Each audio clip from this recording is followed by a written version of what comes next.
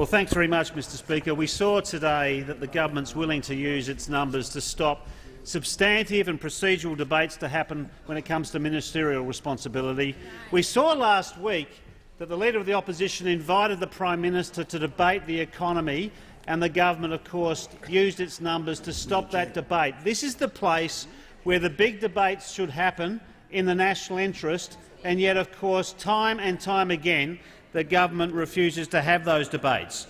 We have a Prime Minister and a government in denial about the structural weaknesses in our labour market and our economy. Either that or a deliberate failure to acknowledge or address these pressing challenges, including record-high underemployment and record-low wages growth, and a deliberate attempt to manipulate or omit evidence that casts serious doubt on the government's economic record. But let me just state some pertinent facts for this debate. Economic growth, presided over by this government, is at the lowest level since the global financial crisis. Wages grow at 1/6 the pace of profits, with the government presiding over the lowest wages growth on record. This is one of the reasons why household debt has surged to record levels, in fact 190% of disposable income. It in part explains why consumer confidence has fallen and consumption growth is very, very weak.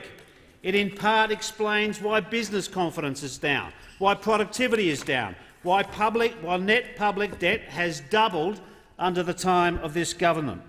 And then there is, of course, the fantasy of employment nirvana imagined by this government. Now, Labor accepts that there has been employment growth due in the main to population growth. But the fact is, Deputy Speaker, that there are many facts that the government fails to recognise, fails to acknowledge and, as a result, fails to redress. As Labor has been arguing for years now, underemployment is an increasing problem in our labour market. Underutilisation, that is the combined number of unemployed and underemployed Australians, has continued to climb. We are witnessing some employment growth, as I say, but what the Prime Minister does not care to admit, and we saw it again today in question time, is that we are heading towards almost 2 million of our fellow Australians looking for any work or looking for more work but unable to find it. Almost 2 million of our fellow citizens in that situation.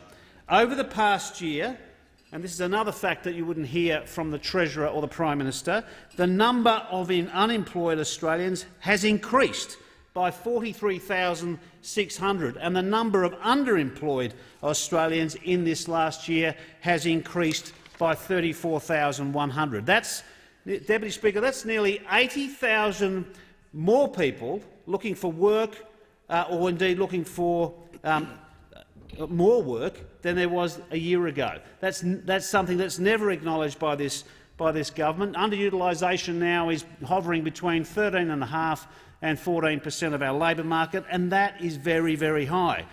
And indeed, if you look at one of the reasons why we're seeing persistent low wage growth, it's because the labour market is not contracting. When you have over 1 million Australians looking for more work, that means there is slack in the labour market, and the only thing that the government relies upon to see any future wage growth is indeed the contraction and tightening of the labour market. That's not happening. When last in government, of course, this goes to some of the questions around Labor's performance and the revisionism that we see by those opposite. When last in government, Labor's unemployment rate, compared with those of the United States, the United Kingdom, New Zealand and in fact most European states, was lower, and in fact some cases much, much lower.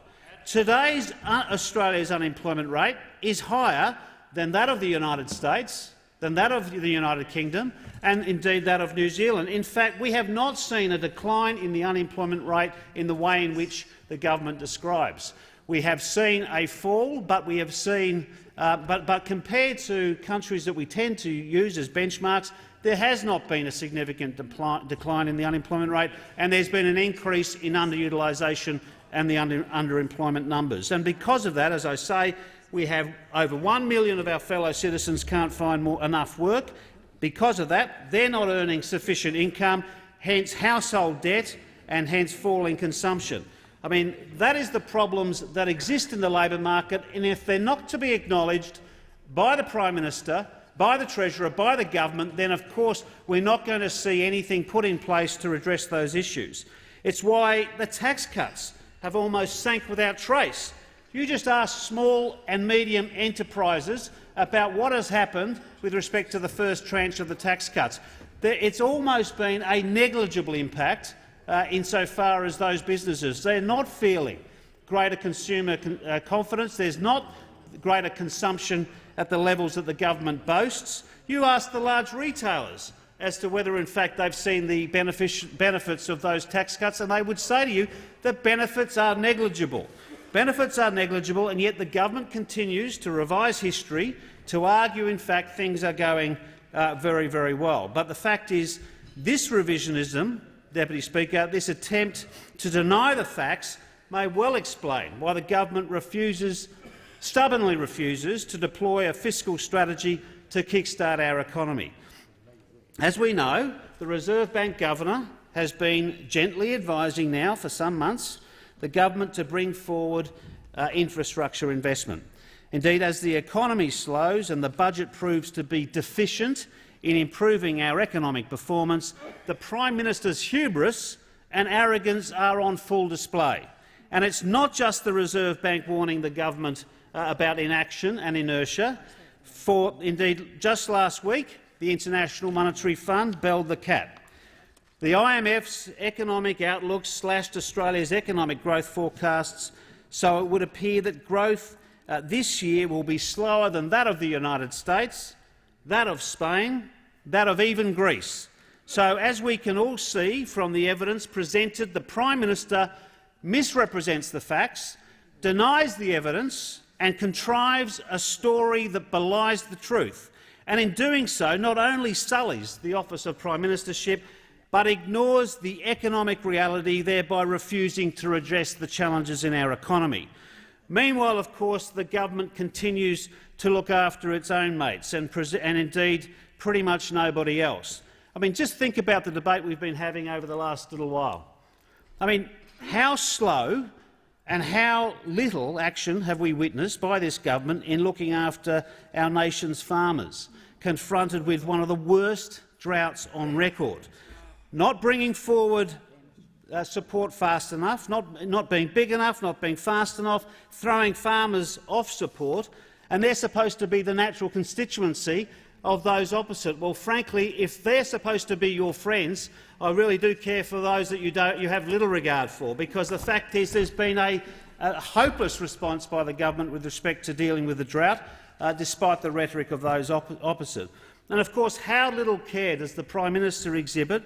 What little empathy does he show to the 800,000 hospitality and retail workers who had further cuts in material terms to their wages this year as a result of the Fair Work decision to reduce penalty rates?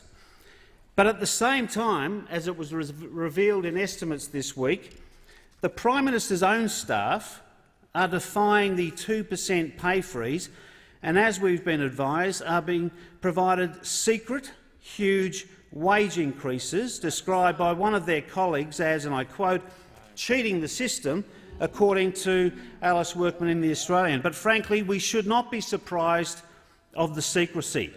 This Prime Minister is no stranger to providing incomplete answers to questions asked in the public interest. Remember, any question he chooses not to answer when he was Immigration Minister, it was on an on-the-water matter. When he was Treasurer, indeed now as Prime Minister, he refuses to answer questions deemed to be a Canberra bubble question. And most recently, he declined to confirm whether the White House, no less, vetoed one of his guests because it was gossip. Well, Mr Speaker, the public deserve better from this government and this Prime Minister. The public and the media have a right to know.